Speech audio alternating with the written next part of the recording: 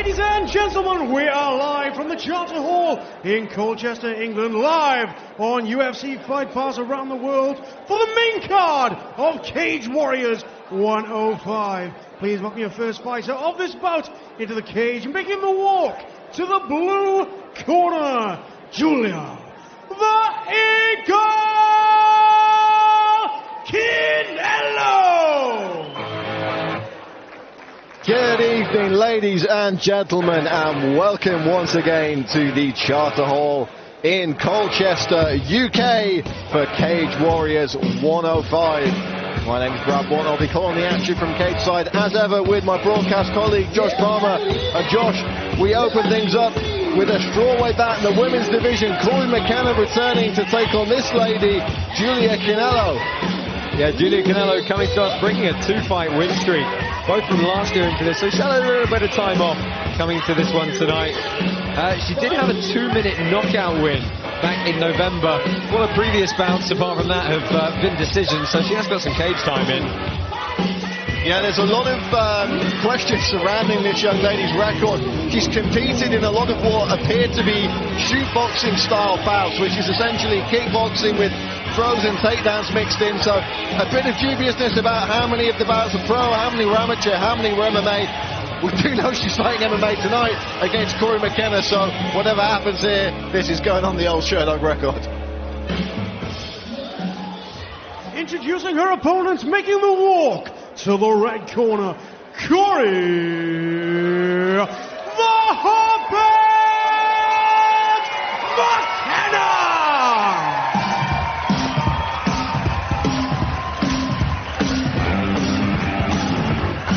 Cory McKenna looking incredibly focused as she returns to Colchester, in a venue, Josh, that we saw her many, many times as an amateur. She's here tonight as a pro, riding a huge wave of momentum from her last contest in Cage Warriors Wales a few weeks ago. Yeah, very quick turnaround for Cory McKenna. I mean, she was in such high spirits after the win last time out at Cage Warriors 104 in Cardiff back in April, where she picked up that second round rear naked choke of Fanny Redmond. Real good fight, dominated most of the positions in that one. And now, you know, she bounced back really well from that split decision loss she had at Cage Warriors 97 in September. Took 6 months off, regrouped, and has looked really good. And I was really happy to see she wanted to come back this quickly. As you mentioned, Brad, she's intimately familiar with this venue. 4 fights in the amateur ranks on the domestic show that takes place here. So, yeah, really familiar home territory for her, even though she now trains over at Tulare Combat in Wales. Yeah, she's out at Tulare Combat, but she has spent a significant amount of the camp for this fight with BKK Fighters, which is her original home. And we know she also spends a lot of time at Team Alpha Male for camps as well. Yeah, she was actually supporting Uriah Faber last weekend, who was over here for an event. So a lot of experience for her in training in some excellent camps. She's got to put it to use once more again tonight.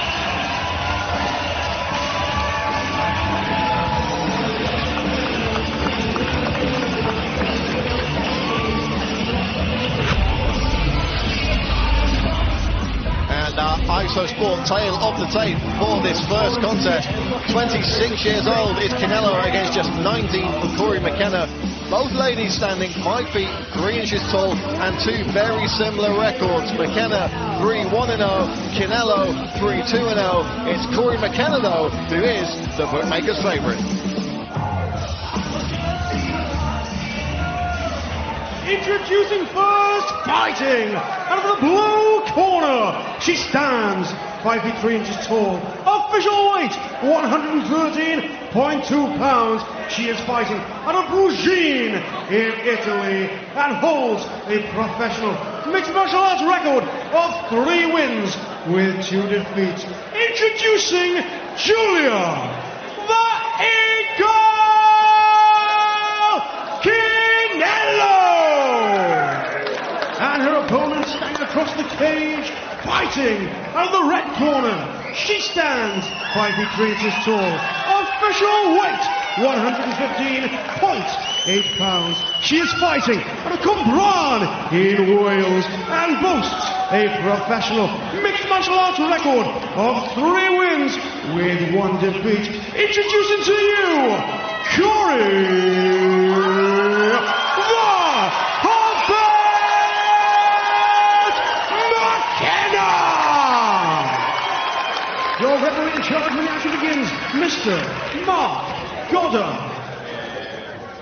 Perhaps the best in the business today. Mark Goddard on officiating duties here. Strawweight action on deck. Giulia Chinello in the yellow trunks. Cory McKenna in the black. And we are underway. Both ladies looking very light on their feet to start this one. And a big overhand right from the Italian. Oh, a huge Koshi-Garuma straight away from the Italian. That hip wheel.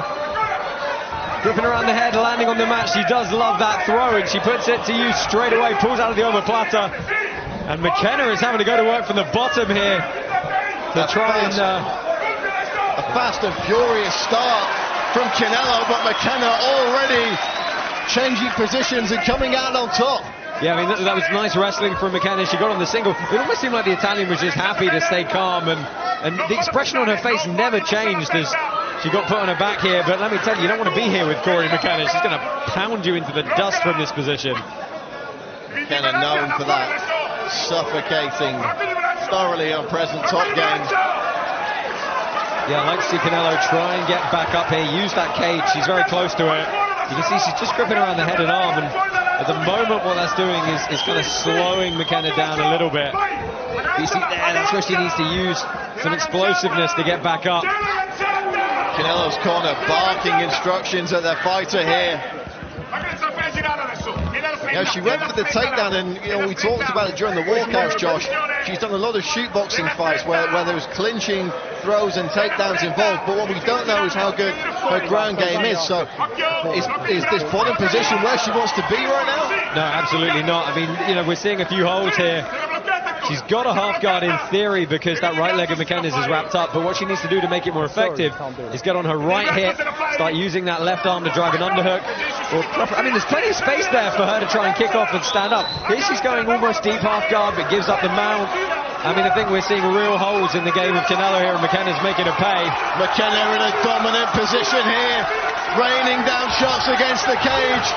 Mark Goddard taking a close look at this one.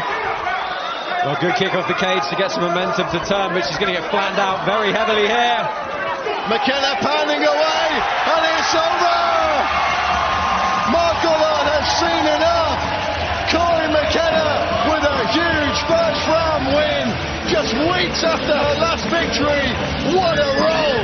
I mean, she didn't take much damage in the last fight. She took nothing in that fight. It was clinical, you know, fine. She gave up the throw at the beginning, but reversed her position, and from that point, Chinello really didn't have anything for her. It was methodical in the way she just progressed the position and then landed more than enough shots to force a good stoppage from Mark Goddard. Giulia Chinello looking a little forlorn there in the corner as we take a look at some of these replays. McKenna just delivering a volley of shots from this top position. So much pressure, absolutely relentless there. And you see referee Mark Goddard taking a very close look at it there. He's asking the fighter to improve the position. She doesn't, and that's a good call for my money as Cory McKenna raises her hands to the sky, as well she might. Just relentless strikes from top position. She knew she had her opponent on the ropes. And what a phenomenal finish from the 19-year-old. Without further ado, we'll throw this to our MC in the cage, Mr. Hal Chaplin, to make it official. Ladies and gentlemen, your referee, Mr. Mark Goddard, has called a stop to this contest after 2 minutes and 15 seconds of the very first round, declaring your winner by way of TKO. In the red corner, Cory McKenna! A big win for Cory McKenna. She joins Josh Palmer in the cage. I'm here with our winner, Cory McKenna. Cory, when I spoke to you in Cardiff,